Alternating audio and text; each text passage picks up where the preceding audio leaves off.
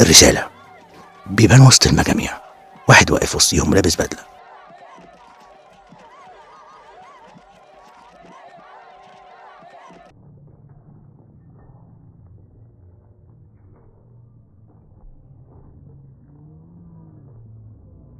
ينام مس والزوان وهو بيطلع البرميل ده بتاع الحمص. بيبان على اليمين ان هو متوصل بخرطوم تاني ما كانش موجود قبل كده. تتح واللي خد باله من الخطأ ده وبعتولي.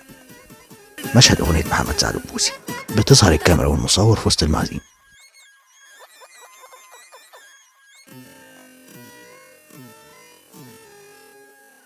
ريد اي بتغفله وبتغزه بالقلم في رقبته. والمفروض ان في اللقطة اللي بعدها بيبان القلم موجود جوه رقبته، بس في اللقطة اللي بتغزه فيها بيبان ان القلم لسه في ايدها بعد ما بتغزه.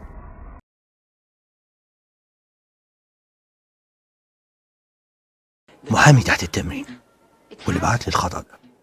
بيبان المايك من فوق في الكادر. ومن يومها شفت المر من عبد الجبار طلعني من المدرسة وحبسني جوا علي اسمع راديو او اقرا مجلة ميكي، وانا انكشف حتى على راجل سنه اكتر من 9 سنين. يعني كنت عايشة في سجن. كيلر جو. بيجيبوا الجثة وبيحطوها في العربية وبيلغوصوها بالكحول علشان تبان انها كانت سكرانة وعملت حادثة، بس هو بيحط لها الكحول على بقها بيتحرك.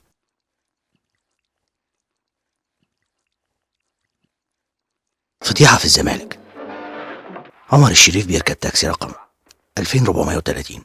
لما بيطلع من التاكسي بيبان ان رقم التاكسي 1774. مين ستريتس. لما بيقوله يدخل ياخد لفة في المطبخ، في أول المشهد بتاع المطبخ بيبان على الأرض علامة التباشير اللي معمولة للممثلين عشان يبتدوا الحركة من عندها. بس والباقي هيطير.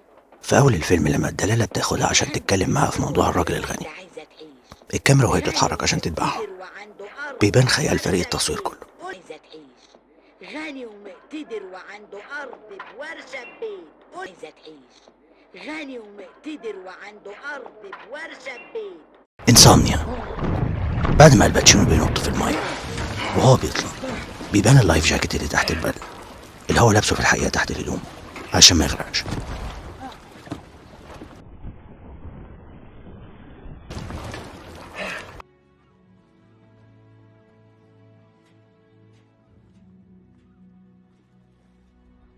لو عجبك الفيديو ما تنساش تعمل لايك، ولو دي أول مرة ليك هنا ما تنساش تعمل سبسكرايب. شكرا للمشاهدة.